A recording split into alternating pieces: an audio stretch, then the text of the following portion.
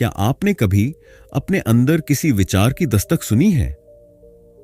एक ऐसा ख्याल जो आपको चैन से बैठने नहीं देता, जो आपको खींचता है, डराता है, लेकिन कहीं ना कहीं आपको जगा भी देता है? अगर हां, तो बिग मैजिक सिर्फ एक किताब नहीं, आपके लिए एक दरवाजा है। यह किताब लिखी है एलिजाबेथ गिलबर्ट ने, वही एलिजाबेथ जो ईट प्रे लव से दुनिया भर में लाखों लोगों के दिलों तक पहुंची। लेकिन इस बार उनका फोकस अलग है। यह किताब खाने, प्यार या यात्रा के बारे में नहीं है। यह किताब क्रिएटिविटी यानी रचनात्मकता के उस रहस्यमयी, अनदेखे और असाधारण अनुभव के बारे में है जिसे हम में से बहुत लोग महसूस करते हैं लेकिन समझ नहीं पाते। Big magic, creative living beyond fear, आपको उन अंधेरे कोनों में ले जाती है जहां आपके डर छिपे होते हैं और फिर वहीं से एक छोटी सी रोशनी जलाती है। अब सवाल उठता है, क्रिएटिव लिविंग क्या है? एलिजाबेथ कहती हैं, क्रिएटिव लिविंग का मतलब यह नहीं कि आप पेंटर हैं, लेखक हैं या कोई आर्टिस्ट हैं। इसका मतलब है आप हर दिन इस इरादे से जीते हैं कि आपकी जिंदगी रचनात्मक हो, आपकी सोच नई हो और आप डर के बजाय जिज्ञासा को अपना गाइड बनाएं। इस किताब में आपको न कोई भारी भरकम थ्योरी मिलेगी, न कोई 10 स्टेप्स टू क्रिएटिविटी वाली गाइडलाइंस। इसके बजाय आपको मिलेंगे सच्चे किस्से, ईमानदार अनुभव और वो कच्ची सच्चाई जो हम सब अंदर ही अंदर जानते हैं लेकिन अक्सर स्वीकार नहीं करते। चलिए एक कहानी सुनते हैं। एलिजाबेथ बताती हैं एक विचार की जो अचानक उनके पास आया। एक नॉवल का आइडिया, पूरा प्लॉट, सारे कैरेक्टर्स और वह ऊर्जा, मानो कोई अदृश्य शक्ति उनके कान में धीरे से फुसफुसा रही हो। यह मेरा समय है, चलो इसे लिखते हैं। लेकिन जिंदगी की उलझनों में वो विचार छूट गया और कुछ सालों बाद वही कहानी हूबहू एक दूसरी लेखिका ने लिख दी। क्या सच में विचार इंसानों की तरह होते हैं? क्या वो घूमते रहते हैं किसी ऐसे इंसान की तलाश में जो उन्हें अमल में ला सके? एलिजाबेथ मानती हैं, हां बिल्कुल। वो इस किताब में कहते हैं, ideas are not yours, they visit you, you don't own them, you collaborate with them. यहां से शुरू होती है बिग मैजिक की सबसे गहरी बात। यह जादू कोई मिथ नहीं है, यह कुछ ऐसा है जो आपकी भी जिंदगी बदल सकता है अगर आप तैयार हों। अब बात करते हैं डर की। हर कोई जो कुछ नया करना चाहता है उसे एक अदृश्य दीवार का सामना करना पड़ता है। डर, लोग क्या कहेंगे, मैं फेल हो जाऊंगा, मैं कौन होता हूं यह करने वाला? एलिजाबेथ इस डर को भगाने की बात नहीं करती। वो कहती हैं, डर को साथ बिठाओ लेकिन ड्राइविंग सीट पर मत बैठने दो। वो डर को समझती हैं लेकिन उसे अपनी रचनात्मकता की चाबी नहीं सौंपती। ये एक ऐसा नजरिया है जो आपकी सोच ही नहीं, आपकी आदतें भी बदल सकता है। बिग मैजिक के शुरुआती अध्याय में आपको मिलेगा एक ऐसा नजरिया जो आपको बताता है कि हर इंसान में रचनात्मकता है, हां आप में भी। चाहे आप ऑफिस में काम करते हो, घर संभालते हो या कॉलेज में हो, अगर आपके भीतर कुछ करने की चाह है, कुछ नया सोचने या बनाने की कशिश है, तो आप इस जादू का हिस्सा बन सकते हैं। इस किताब में क्या मिलेगा आपको? करेज, डर से दोस्ती करने की समझ। एन्चांटमेंट, उस अद्भुत रहस्यमयी जादू को पहचानने की ताकत जो विचारों और इंसानों के बीच बहता है। परमिशन, अपनी क्रिएटिविटी को बिना किसी बाहरी मंजूरी के अपनाने की आजादी। अध्याय 1, डर का नाम लेकर आगे बढ़ना। एलिजाबेथ गिलबर्ट ने लिखा, डर एक पुरानी आदत है लेकिन यह हमेशा सही नहीं होता। हर बार जब हम कुछ नया करने की सोचते हैं, डर हमारे कान में फुसफुसाने लगता है। क्या होगा अगर तुम असफल हो गए? क्या होगा अगर लोग तुम्हारा मजाक उड़ाएंगे? क्या होगा अगर तुम खुद को साबित नहीं कर पाए? लेकिन यहीं से कहानी शुरू होती है। जहां डर होता है वहीं पर साहस की जरूरत होती है। डर एक जैविक उपकरण या मानसिक रुकावट। डर हमारी रक्षा के लिए बनाया गया है। जब हम किसी अंधेरे जंगल में कदम रखते हैं या ऊंचाई से नीचे देखते हैं तो डर हमें खतरे से सावधान करता है।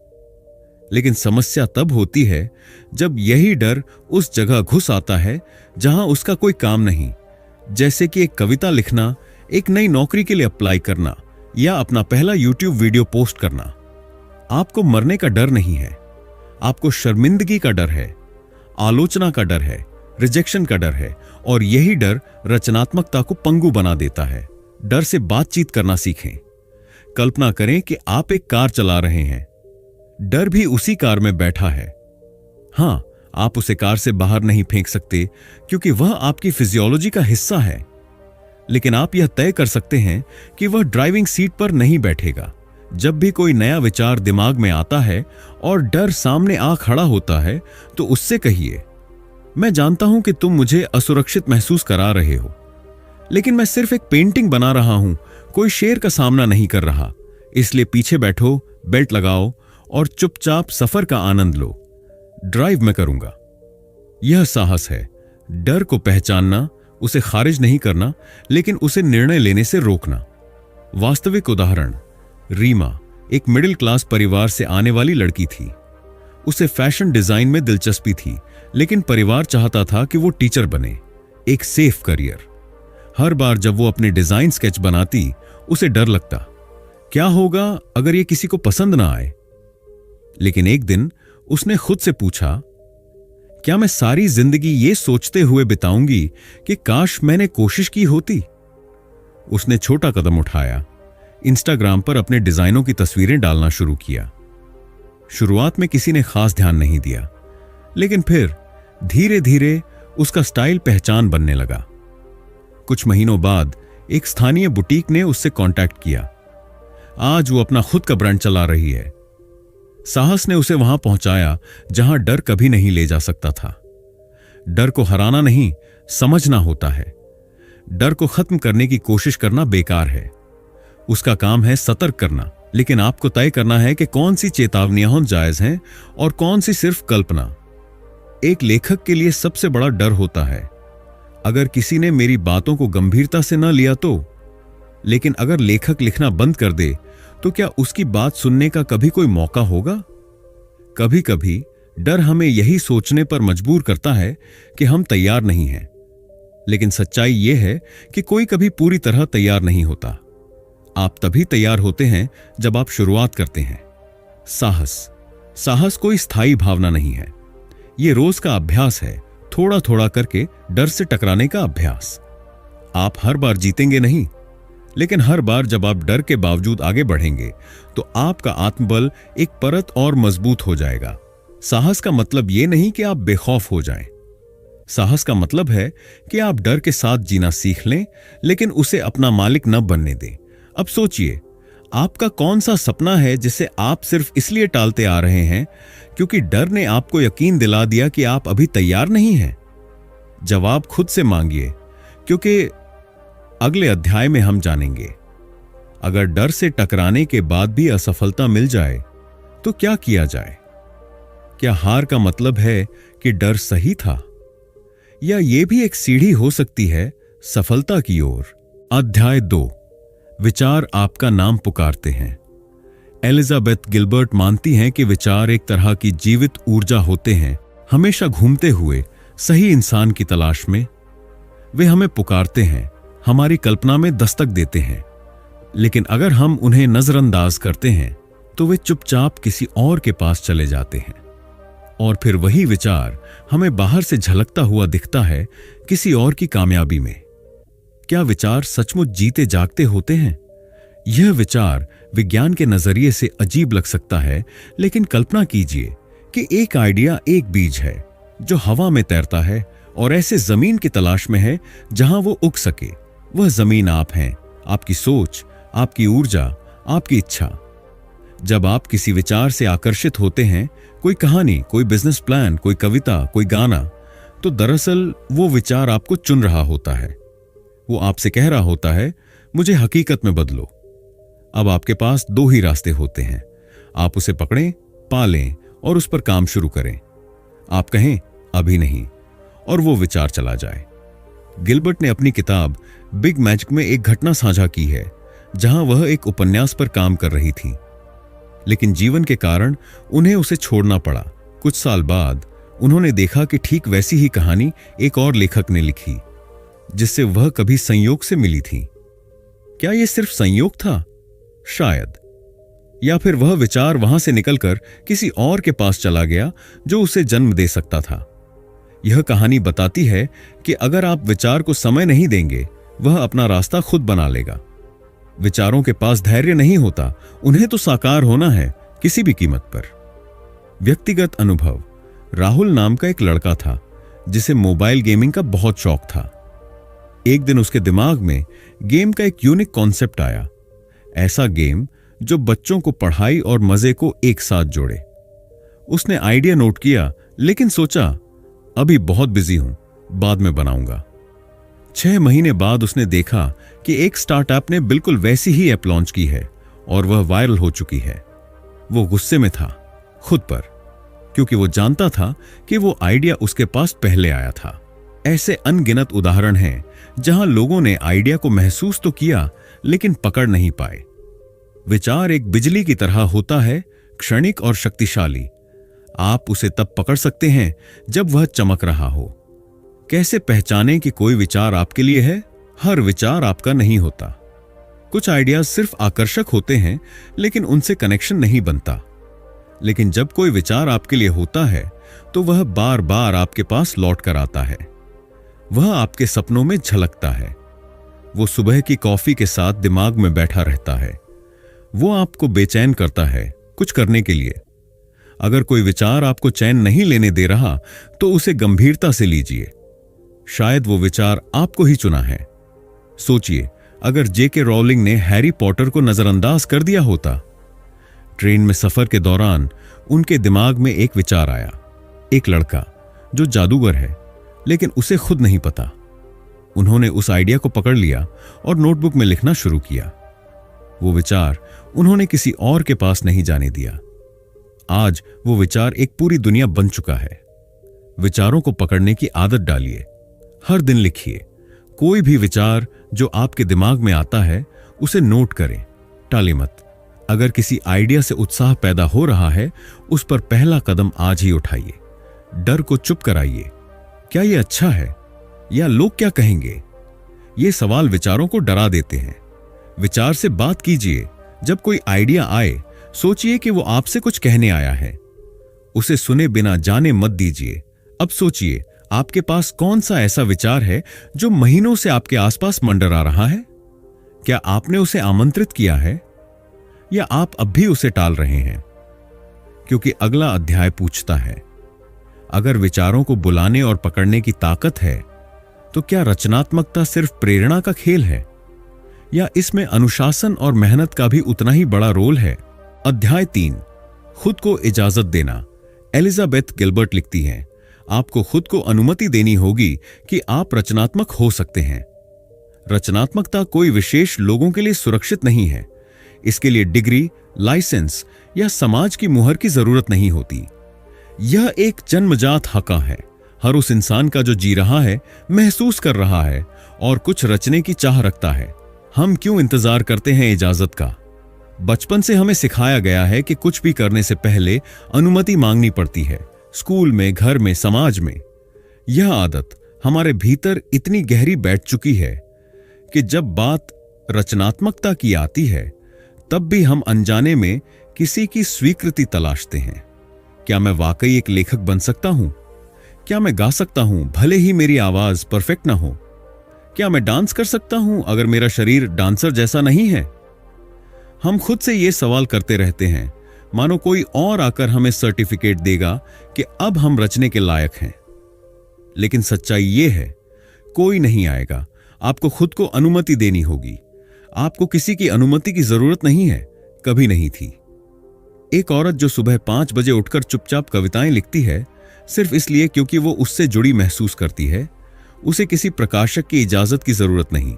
एक आदमी जो रविवार को अपने पुराने गिटार पर गाने बजाता है, सिर्फ इसलिए क्योंकि उसे शांति मिलती है, उसे किसी स्टेज की मंजूरी नहीं चाहिए। रचनात्मकता का मतलब सिर्फ पैसा कमाना नहीं होता। रचनात्मकता जीने का तरीका है। ये वो रास्ता है जिससे हम दुनिया के प्रति अपनी भावनाएं व्यक्त करते हैं। उदाहरण, नेहा एक कॉर्पोरेट जॉब में थी। एक टाइट शेड्यूल, बिना फुर्सत के दिन, लेकिन भीतर कुछ अधूरा सा लगता था। उसे बचपन से क्राफ्टिंग का शौक था, पेपर आर्ट, ड्यूडलिंग, कार्ड बनाना। लेकिन उसे हमेशा लगता था यह सिर्फ टाइम पास है, असली काम नहीं। एक दिन उसने खुद को इजाजत दी हर हफ्ते एक क्राफ्ट प्रोजेक्ट पूरा करने की। वो न बिके, कोई उसे सराहे या नहीं, इससे फर्क नहीं पड़ा। उसके चेहरे पर खुशी लौट आई। धीरे धीरे लोगों ने उसके काम की तारीफ की और अब वो वीकेंड वर्कशॉप्स भी लेने लगी है। उसकी सफलता की शुरुआत एक इजाजत से हुई जो उसने खुद को दी। अगर कोई नहीं कह रहा हां, तो आप खुद कहिए। हम अक्सर सोचते हैं कि हमें कोई कहे तुम ये कर सकते हो, तभी हम शुरू करें। लेकिन क्या हो अगर वो कोई कभी ना आए? तो फिर भी क्या आप चुप बैठेंगे? गिलबर्ट कहती हैं कि परमिशन स्लिप हमें खुद अपने लिए लिखना होगा। एक कागज पर लिखिए, मैं खुद को इजाजत देता हूं कि मैं एक रचनात्मक इंसान हूं, भले ही मैं परफेक्ट ना हूं, भले ही मेरा काम कमर्शियल ना हो, भले ही कोई उसे पसंद ना करे। और उस इजाजत के साथ काम शुरू कर दीजिए। सच यह है कि कोई परफेक्ट शुरुआत नहीं होती। बहुत से लोग इंतजार करते रहते हैं परफेक्ट टाइमिंग का, परफेक्ट स्किल का, परफेक्ट रिस्पॉन्स का। पर रचनात्मकता को किसी योग्यता प्रमाण पत्र की जरूरत नहीं होती। आप तब भी लिख सकते हैं जब आपकी स्पेलिंग गड़बड़ हो। आप तब भी गा सकते हैं जब आपकी आवाज सही सुर में ना हो। आप तब भी बना सकते हैं जब आपका काम बेहतर ना दिखे। क्यों? क्योंकि आप इंसान हैं, मशीन नहीं।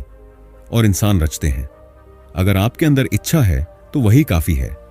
इच्छा, यही सबसे बड़ा सबूत है कि आप कर सकते हैं।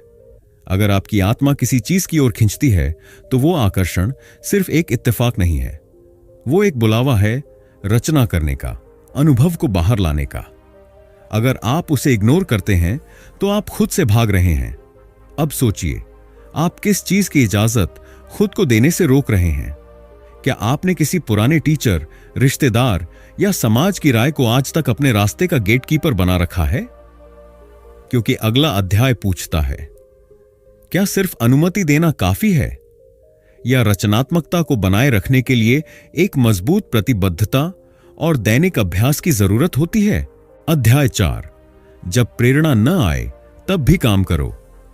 एलिजाबेथ गिलबर्ट कहती हैं, प्रेरणा का इंतजार मत करो, काम करते रहो। क्योंकि रचनात्मकता का सच ये है, वो हर दिन आपके पास नहीं आती, लेकिन आप हर दिन उसके पास जा सकते हैं। और यही है दृढ़ता, रचनात्मक जीवन का सबसे कम ग्लैमरस लेकिन सबसे जरूरी हिस्सा। जब लोग किसी कलाकार, लेखक या संगीतकार की सफलता देखते हैं तो उन्हें लगता है वह तो बहुत टैलेंटेड है, उसे तो गॉड गिफ्ट मिला है। सच ये है कि टैलेंट तो बस शुरुआत है। असली काम होता है हर दिन उस टैलेंट को पसीने से सींचना। गिलबर्ट लिखती हैं कि अगर आप रचनात्मक जीवन जीना चाहते हैं तो आपको प्रेरणा के आने का इंतजार छोड़ना होगा और काम करने की आदत डालनी होगी। वो दिन जब आपको लिखने का मन नहीं करता, जब आप थके हुए हैं, जब दिमाग सुन्न है, वही असली परीक्षा होती है। क्यों? क्योंकि वही दिन तय करते हैं कि आप एक शौकिया हैं या एक क्रिएटर। दृढ़ता का सच, दृढ़ता कोई बड़ी जीत नहीं है। ये छोटी छोटी लड़ाइयां हैं जो आप हर दिन खुद से लड़ते हैं। अलार्म बजा, आप उठे और ब्रश के बाद डायरी खोली। आपको मूड नहीं था लेकिन आपने 10 लाइनें लिखी। कुछ भी अच्छा नहीं लगा लेकिन आपने कैनवास पर रंग चढ़ा दिए। ये छोटी छोटी जीतें मिलकर बड़ी रचनात्मक क्रांति बनाती हैं।